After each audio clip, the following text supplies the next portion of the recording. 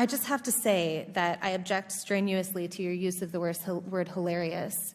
To me, this feels a lot like your reaction to being named in one of these manifestos. Now, you're, of course, not responsible for the words of somebody writing that document. But I do think that laughing at it is a real problem, because these are real families that are impacted by this violence. And I think our efforts towards talking about this have to start from a place of mutual respect, which is what I've heard from this side of the table. Now, the reason we don't have those numbers, I want those numbers as much as you do, but to say the numbers don't show something is simply not supported by the data. Okay, and I have 38 seconds left, Ms. Mulligan, if you want to respond within that time. The only thing I would add is that it's in the name. Terrorism, domestic terrorism, it terrorizes us. It terrorizes us in our homes. It terrorizes us in our schools. And to the points made by the other panelists, it is disproportionate to its impact on any individual life, and it's not. You reject the idea it's something that doesn't matter, or it doesn't really matter? Absolutely reject. Okay. All right, so here's where we are. Every member now has had 5 minutes. I'll go ahead and claim my 5 minutes. Okay, and Mr. Clay. So we have 2 members who have not. So I'm going to go to the 2 members who have not yet, and we'll give an opportunity for a closing thought to any member who wants before we go. Am I next to respond, or is Mr. Meadows? I thought Mr. Meadows was next. Mr. Meadows, okay. Mr. Meadows is next, then Mr. Clay, then to you, Mr. Jordan. Ms. Owens, obviously this is a gang up on you. You know, we're giving these witnesses the ability to do a rebuttal on you, and so you know, I find it unfair, Ms. Ballou. I mean, you know, candidly, for you to show mutual respect and then you to go after Ms. Owens, it's not appropriate. So, Ms. Owens, you can have 4 minutes and 34 seconds to respond. However, yield for a second. I'll yield to the. Thank you. I believe, Ms. Owens, when you used the word hilarious, it was referencing the fact that no one had asked you a question. It wasn't to the subject matter of the hearing. Is that right? That is correct. And to have another witness insinuate something that is not accurate is just not appropriate, Mr. Chairman, for how witnesses are supposed to behave in front of this committee. I also think you didn't say it doesn't matter about the subject matter of today's hearing. You said there are other subjects that matter as well, and maybe we should spend some time on those. Is that accurate? That is correct, and they matter much, much, much, much more. And I have said that. I said that in my opening, and I will say it again. You know that white supremacy and white nationalism ranks nowhere near the top of the issues that are facing Black America. And the reason that you are bringing them up in this room is because it is attempt to make the election all about race, as the Democrats Not in my case, Ms. Owens. I'm sorry. Please do not characterize my motive. Mr. Chairman, it's my time. Yeah, it's my time. You've got your time, Mr. Meadows. I'll give you 3 more seconds. Every 4 years, you bring up race, and you knew exactly what I meant when I said hilarious, and you just tried to do live what the media does all the time to Republicans, to our president, and to conservatives, which you tried to manipulate what I said to fit your narrative, okay? I was not referring to the subject matter that is hilarious. I said it's hilarious that we are sitting in this room today, and I've got 2 doctors and a missus, and nobody can give us real numbers that we can respond to so we can assess how big of a threat this is. Because you know that it is not as big of a threat as you are trying to make it out to be, so that you can manipulate. And the audacity of you to bring up the Christchurch shooting manifesto and make it seem as if I laughed at people that were slaughtered by a homicidal maniac is, in my opinion, absolutely despicable. And I think that we should be above that. To try to assign reality or any meaning to a homicidal maniac writing a manifesto, which, by the way, let the record show, also stated Spyro the Dragon, the child's cartoon, as a source of inspiration. He also cited Nelson Mandela as a source of information. I don't think that Nelson Mandela has inspired mosque shootings. You can correct me if you think I'm wrong. You would rather assign meaning to a homicidal maniac than to actually address the things that I said today that are actually harming Black America. Number 1, father absence. Number 2, the education system and the illiteracy rate. Illegal immigration ranks high. Abortion ranks high. White supremacy and white nationalism, if I had to make a list again of 100 things, would not be on it. This hearing, in my opinion, is a farce. And it is ironic that you're sitting here and you're having 3 Caucasian people testify and tell you what their expertise are. Do I know what my expertise are?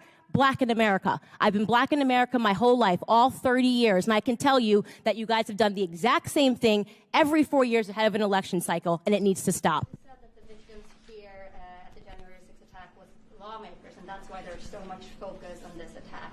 But what about the 140 police officers that were injured? Can you tell me a little bit about your reactions when you saw the footage of the police officers being assaulted, and if you have any words for them today, a year after the Yeah, attack? I'll say the same thing I've said all year long. I'll say the same thing I said starting that day. It was appalling. And I want to know why the National Guard was not outside the Capitol. I am furious at that. And I want you to know that members of Congress and definitely the Speaker of the House, she knew that there was going to be violence that day. President Trump requested the National Guard. So did others. They knew things were going to happen, but for some reason they thought that optics would look bad if they had the National Guard there. Yes, as a freshman member of Congress, only a few days on the job, yeah, I'm angry the National Guard wasn't out there and they left the Capitol Police as sitting ducks to have to deal with all of this. And Completely wrong. I would add to that.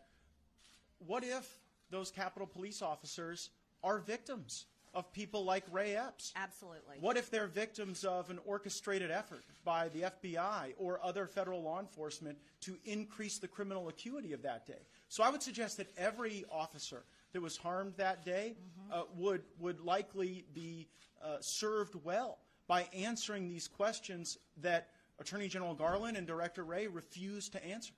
Today is the one-year anniversary of the January 6th attack on the U.S. Capitol. You obviously were a U.S. House member.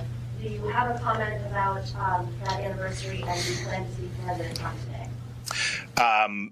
So, it's interesting how everything in our society, becomes very politicized. And so today is going to be, honestly, I'm not going to watch any of it, but you're going to see the D.C., New York media. This is their Christmas, January 6th, okay? They are going to take this and milk this for anything they could to try to be able to smear anyone who ever supported Donald Trump. And I just look back and compare when I was in Congress, what event that we faced was the attempted assassination of Republican members of Congress on the baseball game. I actually was on the field. This guy, who was a big Bernie Sanders guy, was definitely a politically motivated attack. Came up, pulled his van, and we didn't think anything of it. We walked out to go to the car, and we came in contact with him. He wanted to know if it was Republicans out there. We get in the car, leave, and then we find out he shoots up a bunch of people. And had you not had the Capitol Police there, you probably would have had a dozen people assassinated. That was like a 1-day, 2-day story. That was not something that the Capitol-based press wanted to talk about. Why? Because it totally undercut their preferred narratives. January 6th allows them to create narratives that are negative about people that supported Donald Trump. Look, if you obstruct a proceeding, all about hold people accountable. If you're rioting, hold accountable. But let's just be clear here. When they try to act like this is something akin to the September 11th attacks, that is an insult to the people who were going into those buildings. And it's an insult to people when you say it's an insurrection and then a year later, nobody has been charged with that.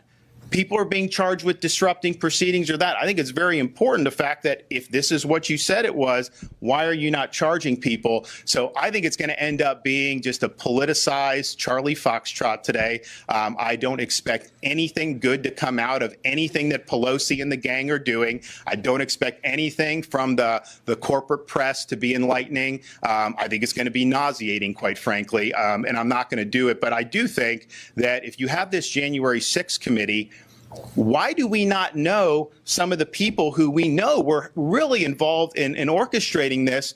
They got pulled off the most wanted list. Christopher Wray was asked at the under oath what FBI was involved in that, and he would not answer the question. And so I think that this is something that has really been used for political narrative and posturing purposes. I don't think it's been effective. People here in Florida, they care about inflation, and they care about gas prices and education and crime and all the key issues that are so important. And that's what they talk to me about. But there is an obsession with this amongst the D.C., New York journalist class. And again, I think it's because it allows them to spin a narrative that they want to spin. They did not care as much about what happened after 2016 when you had a false Russia collusion conspiracy theory that was put on for years because they were involved when doing it, and how that may have damaged trust in institutions or all that. So I just think that it is what it is, but it's not something that I've been concerned about in my job here, because quite frankly, it's not something that most Floridians have been concerned about. They're concerned about their jobs, education, inflation, gas prices, all those things. And I wish the Congress of the United States would be concerned about those pressing issues as well. Sadly, they're not. They're going to use this to be able to get more TV time. And some of them who are probably the most loud probably will end up vacationing in Florida.